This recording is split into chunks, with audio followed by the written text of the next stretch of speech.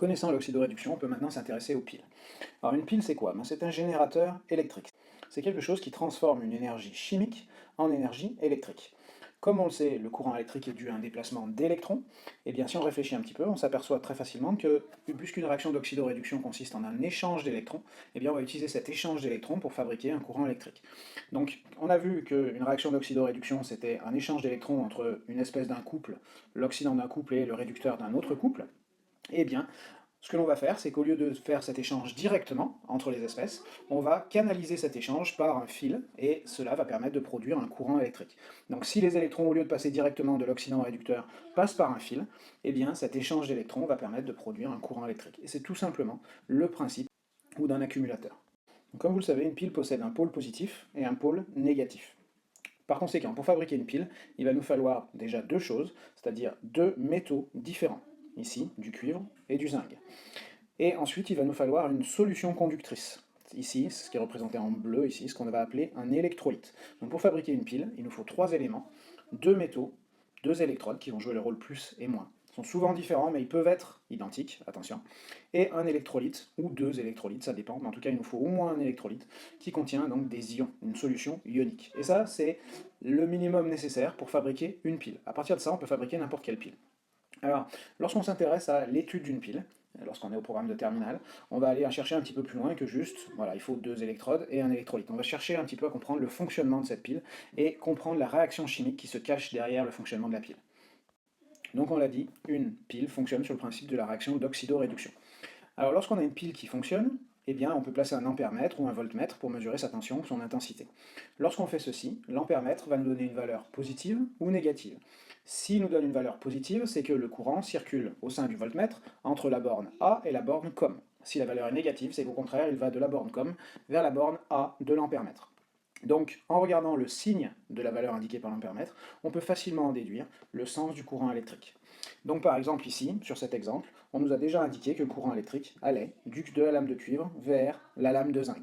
De ce fait-là, on peut en déduire le sens des électrons, puisque vous l'avez appris en troisième, lorsqu'il y a un courant électrique, les électrons, les particules responsables du courant électrique, vont en fait dans le sens opposé au sens conventionnel du courant. Donc puisque le courant se dirige de la droite vers la gauche ici, eh bien les électrons, eux, vont aller de la gauche vers la droite. Alors c'est très important d'identifier le sens des électrons, parce que comme ça on va pouvoir savoir quel est le côté de la pile qui donne des électrons et quel est celui qui reçoit ces électrons. Ici on s'aperçoit donc que c'est le côté du zinc qui fournit les électrons, et le côté du cuivre qui les reçoit. Alors regardons un petit peu ce qui se passe au niveau de la lame de zinc, qui donne les électrons. Ici, puisqu'il y a perte d'électrons, ces électrons sont donnés au circuit, c'est donc que c'est un réducteur qui se transforme en oxydant, c'est une oxydation. On va donc facilement pouvoir écrire la demi-équation qui a lieu ici. Alors ce que l'on va mettre, c'est tout de suite à gauche, on va placer le réactif en question. Ici on sait que c'est le zinc, Zn, qui est le réducteur du couple Zn2+, Zn. Donc c'est lui qui se transforme en oxydant. Donc de ce fait-là, on va le placer à gauche. On va dire que Zn se transforme en Zn2+. Et on sait que les électrons sont toujours du côté de l'oxydant. Et vu qu'il y a deux charges positives ici, 0 à gauche, il va donc falloir deux électrons pour compenser l'ensemble. Donc ça va nous donner Zn égale Zn2+, plus 2 électrons. Il manque un plus ici, mais vous comprenez. Bien, donc très simplement ici, les électrons sont libérés par le zinc. Ils vont être captés par le côté du cuivre. De ce côté-là, on a des atomes de cuivre Cu et des ions Cu2+. On sait que pour capter des électrons, il nous faut un oxydant. Or, dans ce couple, Cu2+, Cu, on sait que l'oxydant, c'est Cu2+. On voit c'est lui qui a la charge positive, c'est donc lui qui a tendance à vouloir capter des électrons. Donc ici, on va avoir réduction, et l'oxydant Cu2+, va se transformer en cuivre Cu. Donc Cu2+, se transforme en Cu, et pour équilibrer les électrons toujours du côté de l'oxydant, on va devoir avoir deux électrons à gauche pour compenser.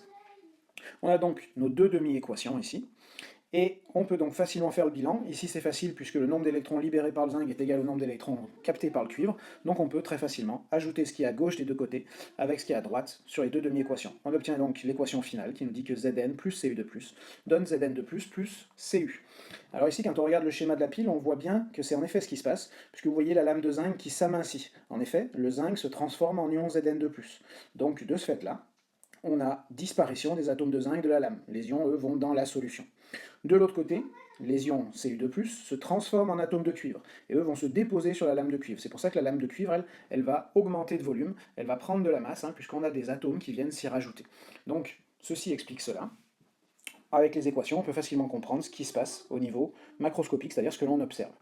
Alors, dernière chose qu'il faut remarquer avec la pile ici, lorsqu'on a deux électrolytes différents, comme c'est le cas, eh bien il va falloir relier ces deux éléments. Pourquoi? Parce que le courant, vous le savez, il a besoin de pouvoir partir d'un côté et revenir à cet endroit-là. Donc si les électrons partent par là, d'une façon ou d'une autre, il faut qu'ils reviennent ici. Alors, comment cela va se faire? Ben, ça va se faire grâce au pont salin. Alors le pont salin, c'est quoi? C'est tout simplement un papier ou quelque chose comme ça que l'on imbibe d'une solution ionique qui contient des ions positifs et des ions négatifs.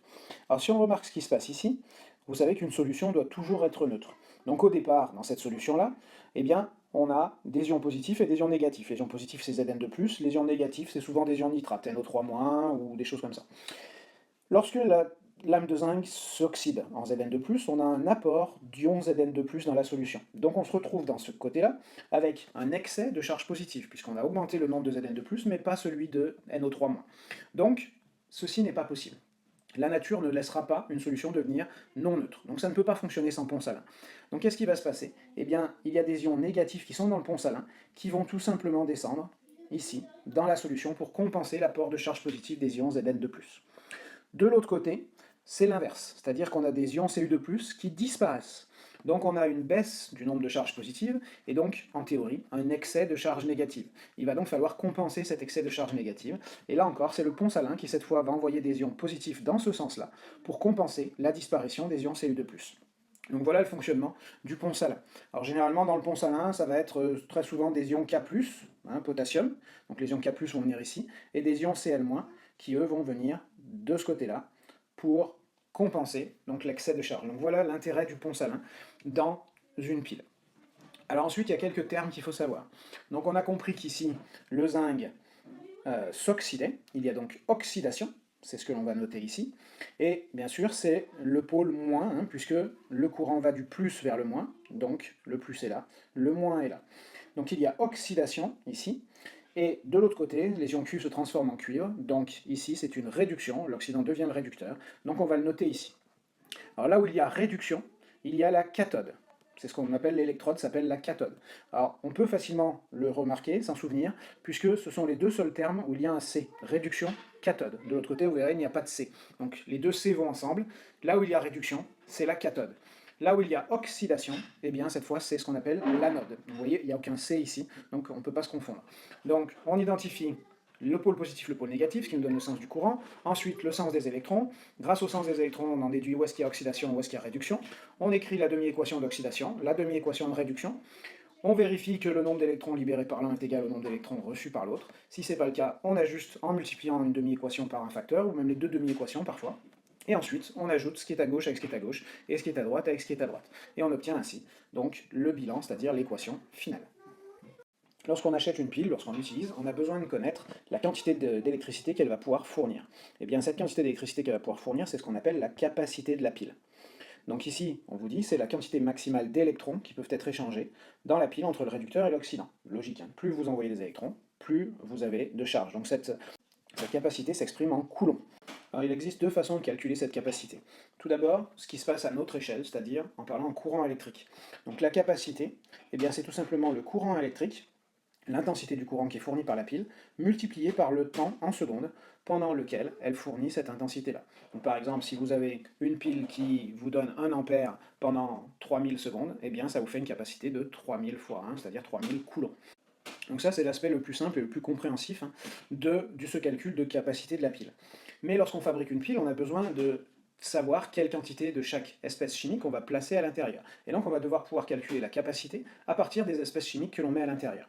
Alors pour cela, on va utiliser une autre formule qui permet aussi d'obtenir la capacité en coulomb, mais cette fois qui va utiliser le nombre d'électrons qui vont pouvoir être échangés entre le réducteur et l'oxydant.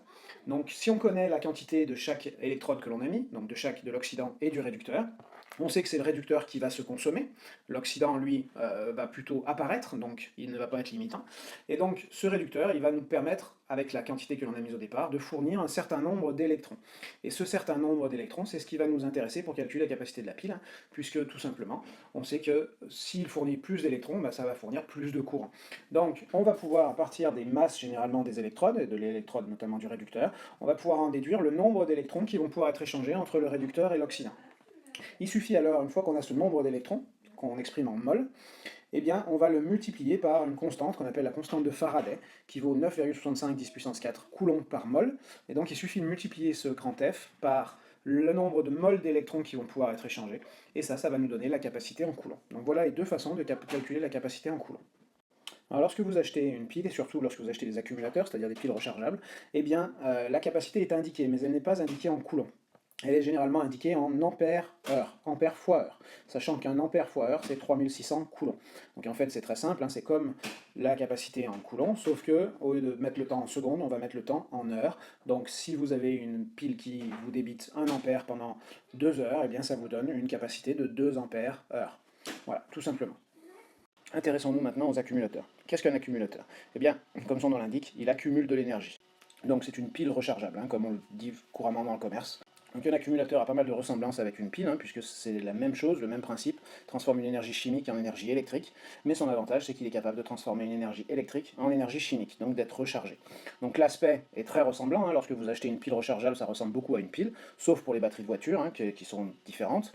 La capacité, c'est la même chose, hein, il y a une capacité, une durée de fonctionnement de la même façon. De la même façon, il y a une anode, une cathode, un courant électrique et une solution ionique. Et le schéma équivalent, l'énergie disponible, sont similaires aussi. Les différences, comme on l'a dit, il y a une réversibilité énergétique, c'est-à-dire on peut passer d'électrique à chimique. Il y a un courant de charge maximum à ne pas dépasser, sinon vous risquez soit d'endommager au mieux ou alors au pire de faire exploser votre accumulateur. Et la technologie utilise souvent des matériaux différents de ce qu'on trouve dans les piles, hein, par exemple du plomb, pour ce qui concerne les batteries de voiture, du nickel-cadmium ou du lithium. Si on s'intéresse aux différents matériaux utilisés dans les accumulateurs, on va voir qu'une très faible proportion c'est du plomb, hein, c'est ce qui est utilisé dans les batteries de voitures. Alors on parle parfois de batterie, parfois d'accumulateur. Quelle est la différence? Une batterie c'est tout simplement plusieurs accumulateurs qui sont mis en série. Donc par exemple dans une voiture vous avez souvent 6 accumulateurs qui sont mis en série de chacun 2 volts, ce qui va nous donner une batterie totale de 12 volts. Donc de ce fait là, c'est comme ça qu'on va pouvoir augmenter la tension. Dans tout ce qui est appareil nomade, on va utiliser plutôt du lithium, nickel-cadmium ou nickel-manganèse, donc ces trois-là. Vous voyez que c'est la plus grosse proportion des accumulateurs. Alors le lithium, c'est ce qu'on va trouver dans les téléphones, beaucoup de lithium-ion de nos jours. Ça a l'avantage de se recharger rapidement. Par contre, ça a une durée de vie plus faible. Au niveau nickel-cadmium, on a une durée de vie qui est plus longue, mais par contre le temps de charge est très long, donc c'est pour ça qu'on l'utilise peu dans le domaine des téléphones portables, qui ont besoin d'être rechargés rapidement. Et enfin le nickel-manganèse, qui lui est utilisé beaucoup plus dans l'industrie lorsqu'on a besoin de grandes capacités. Donc lorsqu'on a besoin de grande capacité, on va utiliser plutôt du nickel-manganèse. Alors, pour charger un accumulateur, c'est très simple, il suffit de le relier à une source de courant. Alors attention, on va toujours relier le plus du générateur avec le plus de l'accumulateur et le moins avec le moins, et non pas l'inverse. Si on les met en série, cela ne fonctionne pas. Donc toujours le rouge sur le rouge et le noir sur le noir. Donc plus vous allez envoyer une intensité importante, plus votre accumulateur va se recharger rapidement. Mais il y a un compromis à ça, c'est qu'à partir du moment où vous chargez vite, à une intensité forte, eh bien vous allez réduire la durée de vie de votre accumulateur.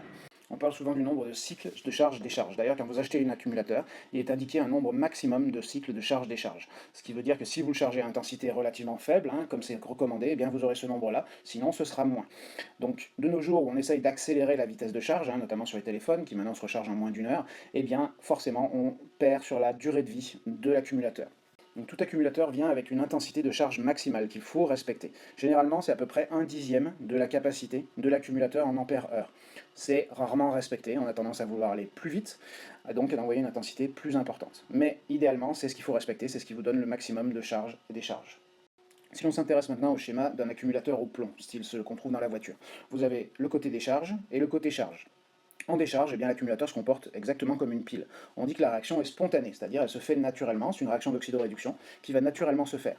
Donc ça fonctionne exactement comme une pile, où on va avoir le plus, le moins, le courant va du plus vers le moins, les électrons du moins vers le plus, et donc il va y avoir réduction au plus, puisqu'il reçoit les électrons, et donc on va appeler ça la cathode, et il va y avoir oxydation au moins, puisque ici on donne des électrons, donc le réducteur devient l'oxydant, et donc il va y avoir, ce sera appelé l'anode, comme on l'a vu précédemment. Lorsqu'on charge l'accumulateur, vous voyez que, comme je le disais tout à l'heure, on relie le plus du générateur avec le plus de la pile. De ce fait-là, le courant est forcé dans l'autre sens. Vous voyez que le courant va de la gauche vers la droite, alors qu'il allait de la droite vers la gauche en décharge. Les électrons vont donc dans le sens opposé, et par conséquent, l'oxydation, cette fois, va avoir lieu du côté du plus, et la réduction va avoir lieu du côté du moins. Donc de ce fait-là, puisqu'il y a oxydation ici, on va avoir l'anode, et le moins ici sera la cathode. Donc vous voyez qu'en charge, le plus ne correspond plus à la cathode, mais à l'anode. C'est la grosse différence entre les deux. Une pile qui est en vogue actuellement, c'est la pile à combustible, c'est la pile de l'avenir, on va dire, parce que elle utilise des éléments qui sont naturels, tels que le dihydrogène ou le dioxygène de l'air, et elle ne rejette que de l'eau. Donc elle est très bonne pour l'environnement, et en plus, il est assez facile de trouver de dioxygène, puisqu'il suffit de faire rentrer de l'air dans la batterie, donc ça nous donne tout de suite un des réactifs, et il ne reste plus qu'à fabriquer du dihydrogène pour fournir de l'autre côté. Comment fonctionne une telle pile? Exactement sur le même principe que les autres. Vous avez une sorte d'électrolyte au milieu ici, deux électrodes, plus et moins, donc nous avons le minimum nécessaire pour avoir une pile. On fait rentrer dans un des réservoirs du dihydrogène, donc ce dihydrogène, on peut le fabriquer de différentes façons, et de l'autre côté, on fait rentrer de l'air qui va apporter du dioxygène. Le dihydrogène est le réducteur, et il va se transformer en oxydant. Selon cette demi-équation, H2 devient du H+, donc ici l'équation donne H2 donne 2H+, plus 2 électrons. De l'autre côté, le dioxygène, lui, va se réduire. Il va se transformer en eau, tout simplement. Et lorsqu'on équilibre la demi-équation, c'est une demi-équation un petit peu complexe, puisqu'il faut rajouter des H+, eh bien, on se retrouve avec O2 plus 4H+, plus 4 électrons, donne 2H2O. Donc ici, on a réduction de ce côté-là, pardon, et oxydation de ce côté-là. On a donc tout ce qu'il faut pour avoir une réaction d'oxydoréduction. Afin d'obtenir l'équation de cette pile, eh bien, il faut ajuster le nombre d'électrons, puisqu'on en a 4 qui sont captés par le dioxygène, seulement 2 qui sont donnés par le dihydrogène. Donc il va falloir multiplier cette ligne par 2, ici, de manière à ce qu'on ait 4 électrons de chaque côté. Ce qui nous donne donc cette équation ici, et il ne reste alors plus qu'à ajouter membre à membre, ce qui est à gauche avec ce qui est à gauche, ce qui est à droite avec ce qui est à droite, et on va remarquer que les électrons se compensent, ce qui est tout à fait normal et habituel dans une réaction d'oxydoréduction, mais en plus les H+, se compensent aussi. Vous voyez, on a 4H+ à gauche, 4H+ à droite, donc ils vont se compenser. Donc lorsqu'on fait la somme des deux, on se retrouve avec une équation très simple, qui est la suivante. 2H2 plus O2 donne 2H2O. Donc on voit bien que cette pile ne fabrique que de l'eau, ce qui est parfait au niveau environnemental. On peut alors légitimement se demander pourquoi ce type de pile n'est pas exclusivement utilisé, puisqu'il a tous les avantages. Son inconvénient majeur, c'est le fait qu'il est cher à fabriquer, surtout au niveau des membranes ici, cet électrolyte et le système des électrodes, qui ne doit laisser passer que les ions H+, et ça c'est assez complexe. Donc pour le moment c'est une pile qui est encore chère, la fabrication du dihydrogène doit être embarquée aussi d'une façon ou d'une autre, généralement par électrolyse de l'eau, c'est-à-dire qu'on prend de l'eau et on fabrique du dihydrogène et du dioxygène à partir de là. C'est donc un système qui reste relativement onéreux actuellement. Ceci conclut donc ce chapitre sur les piles et accumulateurs.